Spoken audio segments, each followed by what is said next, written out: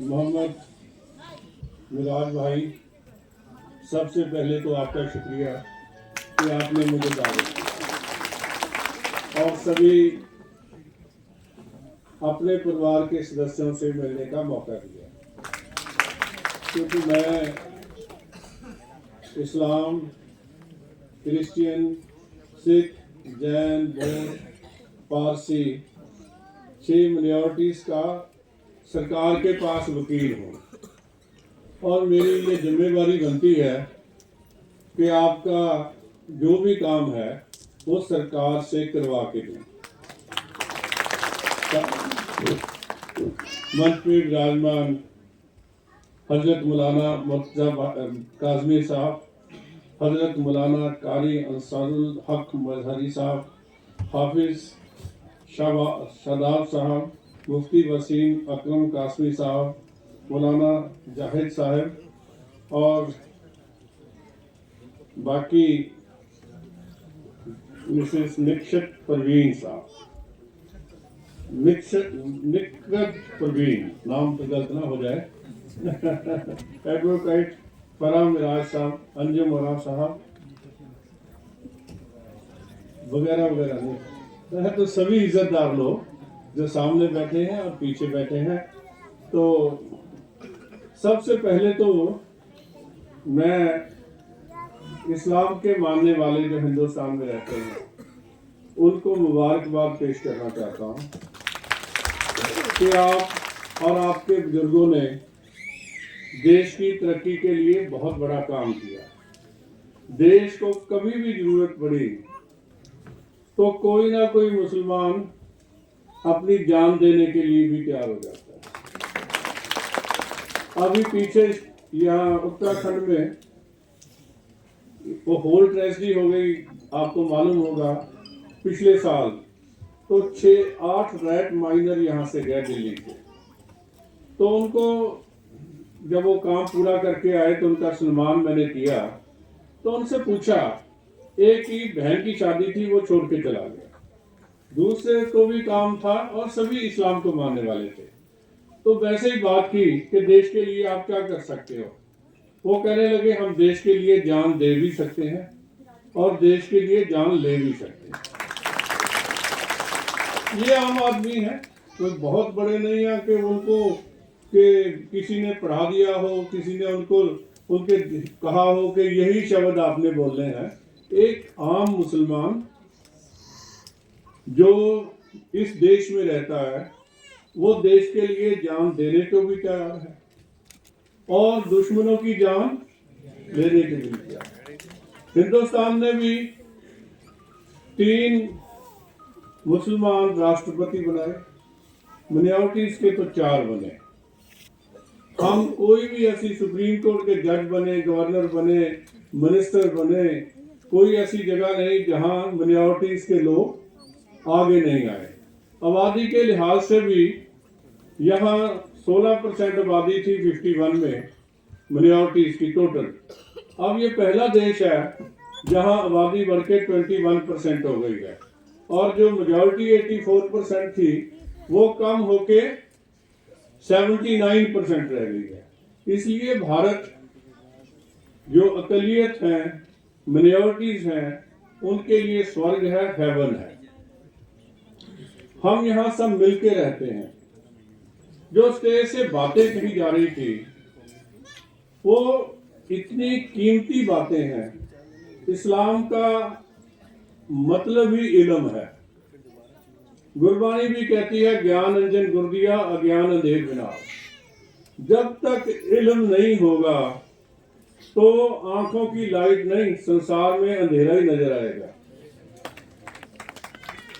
और ये इल्म कैसे पहुंचे आम आदमी तक, कैसे हम आगे बढ़े।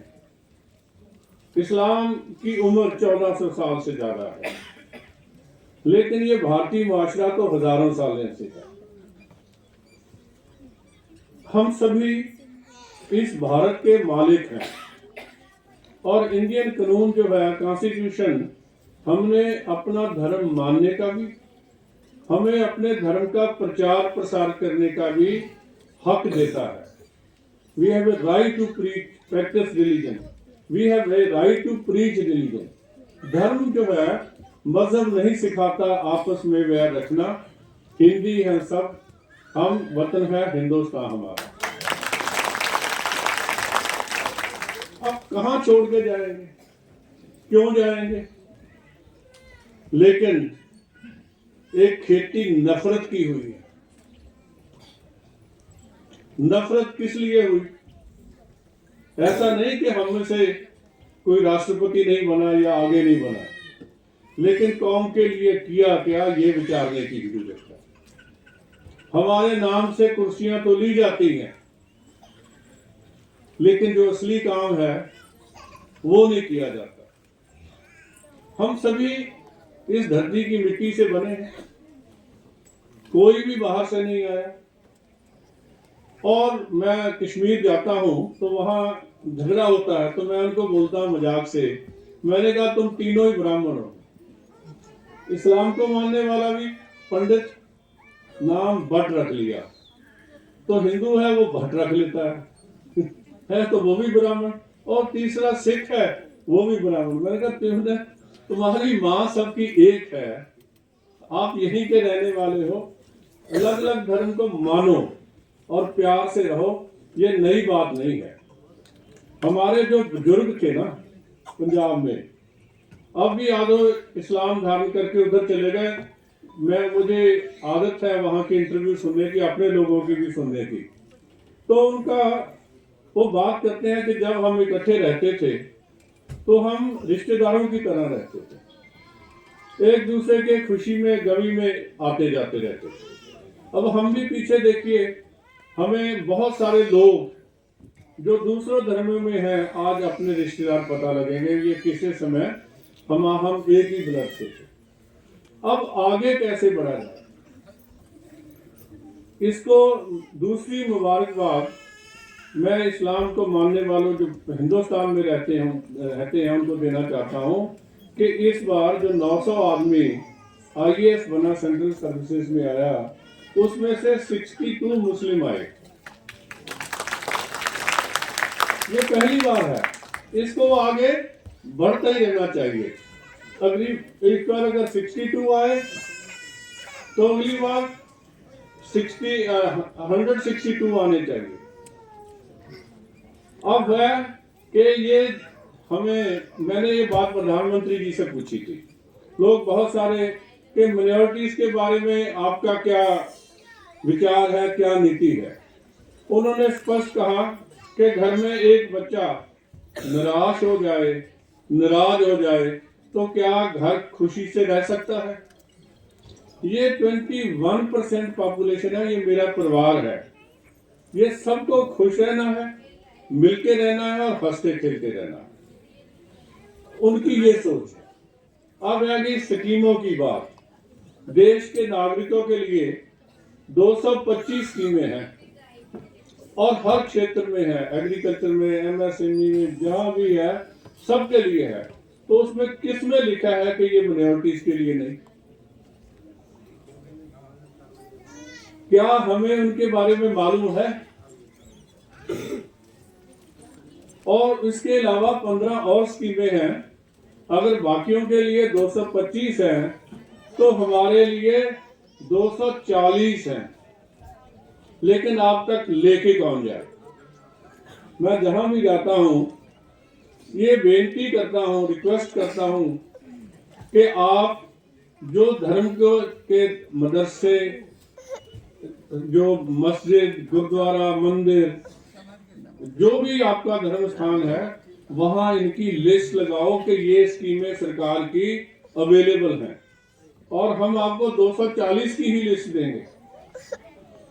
सबको बताओ। उसके बाद जो एजुकेशनल इंस्टीट्यूशंस हैं, स्कूल हैं, कॉलेजेस हैं, वहां भी बच्चों को पता होना चाहिए कि मेरे लिए क्या क्या चीज, कहां कहां एजुकेशन के लिए कितने पैसे मिल सकते हैं और कहां से मिल सकते हैं।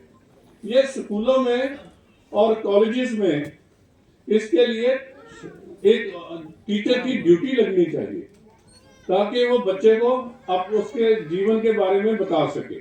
तीसरी बात है जो NGOs हैं, जैसे अभी पसमानदा विकास फाउंडेशन बनी है, तो ये फाउंडेशन का भी मकसद यही है कि कोई पसमानदा ना रहे। मैं पसमानदा शब्द के थोड़ा हक में नहीं हूं। हम सभी इस जो रिच विरासत है उसके मालिक हैं। हमसे ही दुनिया भर में गंगा जमुनी तहजीब मशहूर है। हम ही कहते हैं आओ मिलके रहे हिंद के वासियों। ये हमने ही कहा है कि राम जो है इस धरती में का हमारा अल्लामा इकबाल ने लिखा है, हिंद के है राम के वजूद से हिंदुस्तान को नाज। हमें अपने वजूद पे खुशी है। हम यहाँ के रहने वाले हैं, कोई अलग बात नहीं है। हमें कुछ लोग भड़का देते हैं, जो भटक जाते हैं वो अपना आप ही तबाह कर लेते हैं। हमें अपने बुजुर्गों पे उनकी इज्जत करनी चाहिए, एहतराम करना चाहिए। हो सकता है बुजुर्ग के पास इल्म ना हो, लेकिन तजर्बा इल्म से कहीं ज्यादा होता है। और वो जो हमारी अच्छी रवायतें थी कि जब इस्लाम को मानने वाले कुरान मजीद लिख के लाहौर से चले और सोचा कि बहुत सारा पैसा मिलेगा किसी दूसरे निजाम को बेचते हैं इस्लाम मानने वालों को, तो महाराजा रणजीत सिंह ने कहा कि कहाँ जा रहे हो? कहने लगा मैंने हाथ से लिखी है और मैं इसको बेचना चाहता हूँ ज्यादा पैसे। तो उन्होंने कहा कितने पैसे? जो उन्होंने कहा उससे 4 गुना पैसे उसको दे दिए। और वो कुरान मजीद आज भी लाहौर में जो वजीर खान उनका फकीर खानदान है उनके घर में पड़ी। ऐसा हमारा हिंदुस्तान की दूसरी बड़ी मस्जिद वो कपूरथला में है, जो महाराजा जगजीत सिंह कपूरथला ने बनाई थी। उसको मुबारिश मॉस्क के नाम से याद करते हैं, आज भी खड़ी है। गुरु हरगोबिंद साहब ने अपने मुसलमान साथियों के जो नमाज के लिए वहां गुरु की मस्जिद बना के दी, वो मस्जिद बना के दी श्री हरगोबिंदपुर में, आज भी खड़ी है। ये हमारी पुरानी तहजीब है। लेकिन जैसे स्टेज से बोला जा रहा था, बांटा किसने? 1857 में जो आजादी की लड़ाई हुई उसका नायक कौन था, हीरो कौन था, लीडर कौन था? बहादुर शाह जफर। और लड़ने वाले कौन थे? सब हिंदुस्तानी। लक्ष्मीबाई भी थी, तो तांतिया टोपे भी थे, दूसरे बहुत सारे लोग थे। लेकिन हमें डर जो है और बांटा गया कि अंग्रेज यहाँ राज कर ले, और हम जो राज करने वाले थे वो पसमानदा खाने के लिए मजबूर हो गए। तो इसलिए मैं ज्यादा समय नहीं लूंगा आपका। ये कमीशन आपका है। जहां भी कहीं गलती नजर आएगी ना, वो हमारी लीडरशिप में आएगी। मैं यहां खड़ा होकर कह सकता हूं, एक लड़की इस्लाम को रिप्रेजेंट करने के लिए मेरे साथ 3 साल मेंबर रही है। मिनिस्टर ऑफ स्टेट का उसको गवर्नमेंट ऑफ इंडिया ने रुतबा दिया। मेरे ख्याल नहीं कि उसने एक भी काम मुसलमानों का किया। अगर ऐसे लोग लीडरशिप में आएंगे तो फिर समाज कैसे आगे बढ़ सकता है? फिर तो यही है कि हमें जी कोई इज्जत नहीं देता, हम लोगों को क्यों डराए? जो ये false sense of insecurity, inequality and discrimination बेची जा रही है, ये फॉल्स है। हमसे कोई डिस्क्रिमिनेशन नहीं हो रही, ये बिल्कुल झूठ है। अगर अजरुद्दीन काबिल था तो इंडिया का कैप्टन बन गया, नवाब पटौदी भी बना, अभी भी शमी जी को सभी ढूंढते हैं, कोई जाहिद खान को ढूंढते हैं। दुनिया में जब भी कहीं होता कोई रोकता है किसी को? किसी आईएएस को रोका आईएएस बनने से? अगर हम मिलकर समाज सेवा करेंगे तो हम एमएलए भी बनेंगे, एमपी भी बनेंगे। अगर हम एक तरफ बैठ जाएंगे तो चाहे हम 21% है माइनॉरिटीज, फिर भी राज नहीं प्राप्त कर सकते। फिर सदियां लग जाएंगी। तो इसलिए हमें एक दूसरे से मिलना, एक दूसरे से बात करनी और एक दूसरे से पुराना भाईचारा जो हमारे बुजुर्गों ने रखा था, चाहे वो इस्लाम को मानने वाले थे, चाहे वो सिख धर्म को मानने वाले थे, चाहे हिंदू धर्म को मानने वाले थे, सब ने मिलके काम किया है।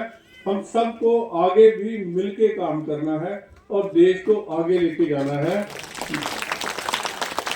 जब देश में आगे बढ़ रहे हैं तो ये पसमानदा शब्द समाज में कैसे इसकी जरूरत खत्म हो।